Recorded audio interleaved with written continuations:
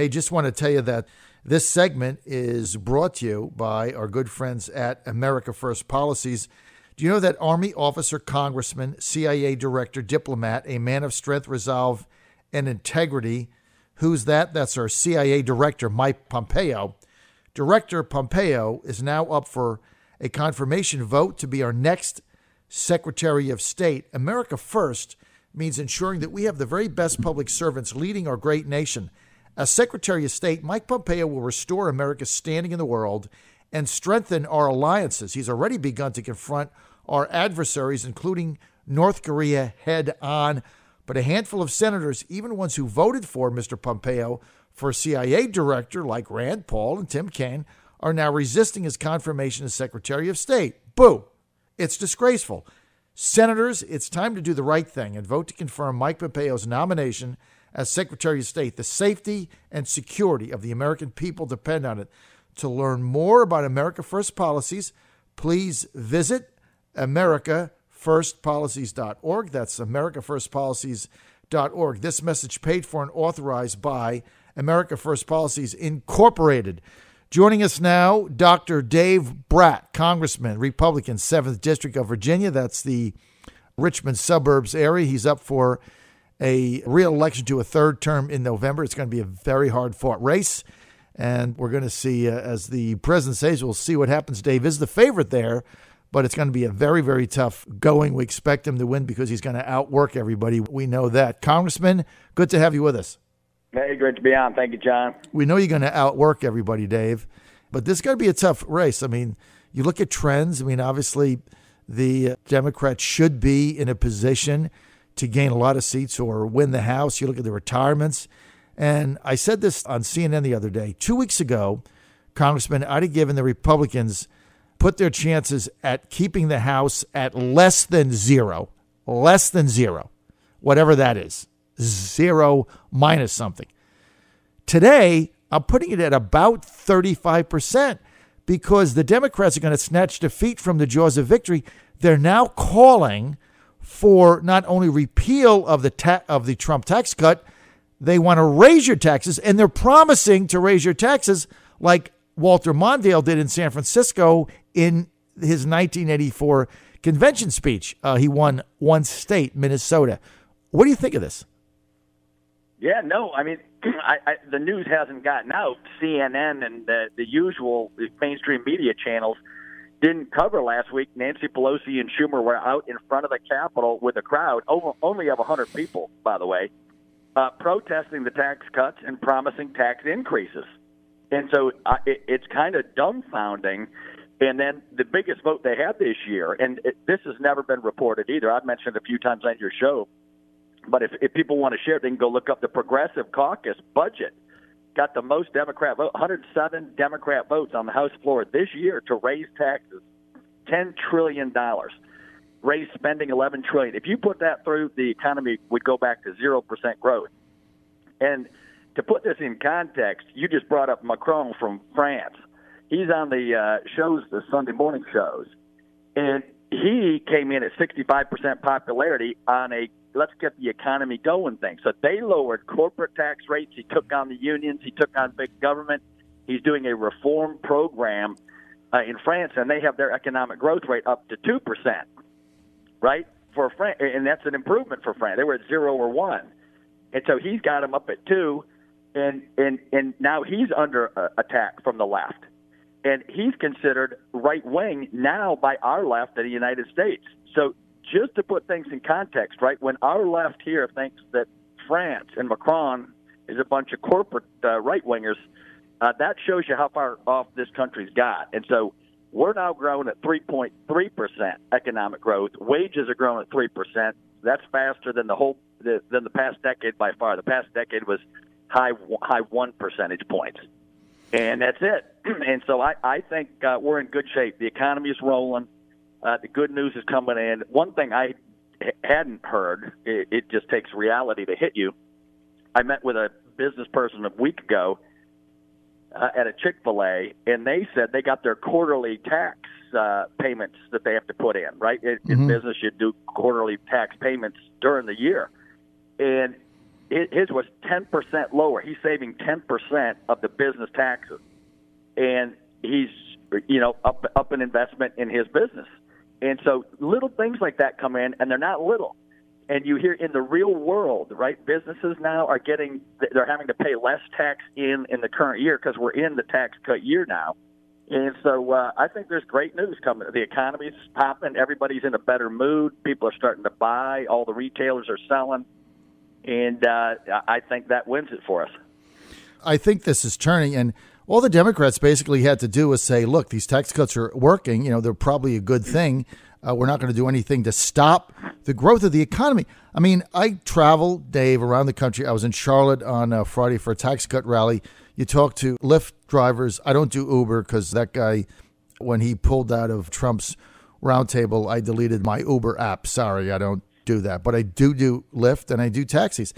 And I'm talking to average people on the street. You check into a hotel, whatever, and people are feeling better about the economy. And I had one taxi driver say to me, I'm a Democrat.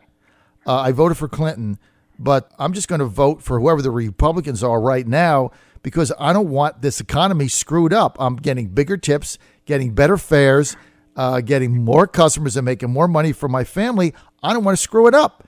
And I think that's going to be a common theme out there. Why would you screw up something that's booming along when you got the other guy saying we're going to do everything in our power to stop it and get us back to Obama's 1% growth? Yeah, no, that's exactly, and tied with that, right, is all this anger over the debate up in D.C., and I don't think Republicans point out the obvious enough, right? The Democrats, in the face of $1 trillion budget deficit, want to grow the size of the federal government. It's hard to overstate that, right, and get that into people's minds. So everyone right now is fighting over money. We just ran $1 trillion deficit. In order to get 9 Democrat Senate votes, we had to plus up the budget $400 billion at the end, right? Our tax cuts pay for themselves. If you grow at 3%, which we are, they're paid for. Done deal. You never hear that in the press. And the Democrats added $400 billion. We had to accommodate that to get it to pass. I was against that. I voted no on the budget. But at the end of the day, that's the basic philosophical split. The Democrats want to increase the size of the federal government. And their answer to Obamacare, for example, right? You lose your doctor, you lose your health care, the prices are going up through the roof. And their answer is not like Macron. Macron in France said, look, we have to fix these things. I'm going to fix these things with reforms. The Democrats' answer is, no, let's not fix anything in Obama. Let's keep it and add more federal layers and more federal government to an already failed system. And that's what we have to get through. And I think if we get that message through, that adding more layers of federal government to already broken systems never works. Your prices are going to go up. Your taxes are going to go up. You already lost your doctor. You got 1 or 2 health policies choices, and that's it. And your deductible's $5,000. I mean, what could go wrong, right? Exactly. Spot on. On the John Frederick Radio Network, Trucking the Truth Across America, we're with Republican Congressman, 7th District of Virginia. That's the Richmond suburbs, Dave Brat. Dave is the person, as you know, nationally, who knocked off Eric Cantor when he was majority leader. Congressman, let's get to Mike Pompeo. You serve with him in the House, obviously. Yep. You know him. Tom Cotton, I talked to Senator Cotton the other day. He was very confident that Pompeo was going to get confirmed, but might not come out of the Foreign Relations Committee with the backing of that committee. Rand Paul flipped on him. What do you think of the Pompeo nomination? I wish the press would go around and ask his colleagues, right? All Republicans, all Democrats like him personally, professionally. Everyone says he's smart as can be. He's at Harvard, West Point. He's not only West Point, right? I'm privileged enough. I'm going to go meet with the cadets today and the candidates for all the military academies. We're having our luncheon. And these kids are the brightest and the best and the most patriotic in the country. And Pompeo was number 1 in his class at West Point. So that's what you're talking about. And then he runs for Congress, and then he's the head of the CIA, and now he's up for state, and he's already over there with North Korea, and there's some cautious optimism there that looks like it could be historic. And this is in question. This man is in question for the highest level of government. I mean, it's pure politics. He's a great human being. Everybody likes him. and he's utterly competent. And so I think in the end it goes through, and I hope Rand turns around on this one too. Pompeo's a superstar. Yeah, I'm not really sure what Rand's situation is. I know he's upset that there's no AUMF, but that's his leadership. I mean, he should go to McConnell. Forget about this. Is not Pompeo's fault. This is McConnell and Ryan. And look, as you know, Congressman Brat, we've had this conversation many times on AUMF authorization of military force. I mean, I'm sick of talking about it, but if you don't talk about it, it dies. What they want us to do is stop talking about it. That's basically it. But I've talked to you, Scott Taylor, Bobby Scott. I mean, everybody in the nation. It goes on. And Paul Ryan just bottles it up. And until you get an AUMF vote to the floor, and look, whether it's Syria or something else, I mean, I'm not happy that we're helping the Saudis bomb the Yemenis people. I mean, we're giving them logistics. We're refueling their planes. I mean, God knows what we're providing them with. People are dying. There's no authorization there for the Saudis, nothing. And, I like the AUMF to go to the floor, go to the well, and let's have a debate. And let's let the president bring his people in and cite their case. And the reason they don't want to do that is because every one of these things will get beat 2-1. That's why they don't want the people who are in charge via the Constitution to be able to weigh in, because it'll go down in flames, because nobody has any appetite for this, Dave, in my judgment. No, I agree with you, and that's been my position. And there is a murkiness in the Constitution, right, between Article 1, right, war powers, and Article 2. And there's a little bit of murkiness, right, on first strikes, missile strikes, not on declaring war. That's the sole power of Congress. But on these short-term strikes, if you're attacked, which we were not in this case, and that's why you need to have the debate. The founders were brilliant. They left a little wiggle room in there because the executive had to have the ability to be mobile, right, and agile. And at the same time, they're saying that the sole power is invested primarily in the wording in Congress because we represent the people. And so one of the most disturbing parts in the last Syria piece was that we didn't even have full information where we could go back and tell the people, hey, what position do you have? And listen to constituents, because I go around the district all week, every week, asking people on these tough things. And we didn't have 100% certainty even on the last strikes, right, about whether the Assad regime had used chemical weapons and what chemical weapons, et cetera. And Tucker Carlson has been reporting on that. And so that is our failure also in Congress. Our oversight needs to tell us exactly what's going on so we can tell the people and then listen to the people, because that's our job, right? We're not the bosses. We're here to represent the people. And so I agree with you for the straight-up reason, but also because we need to have a national debate. And the left is throwing accusations of fascism all over the place. And so if you're scared about the big federal government, the best thing you can do is shrink the size of big federal government instead of increasing it. So it's just the most ironic position on the left. And if you're scared about all this, then let's have a debate in public about downsizing the scope of the executive where it needs to be downsized and returning power back to the people. I don't know how anybody could argue with that statement. Look, the bottom line is the number of people getting benefit from this tax cut is stunning. And Congressman Dave Brat, frankly, the Democrats have been lying to the American people for 7 months, and the legacy media has also. And they're perpetuating a lie that eventually is going to catch up with them as people start to see the benefit of the tax cut.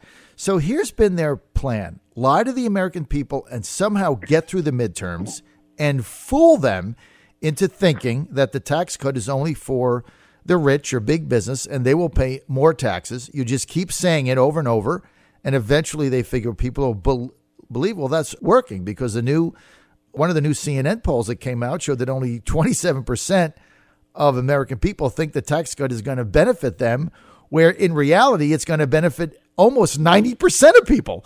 So they have lied and lied and lied, and eventually it's going to bite them in the butt, because what you just cited, if you own a small business and you have to send in quarterly estimated taxes, okay?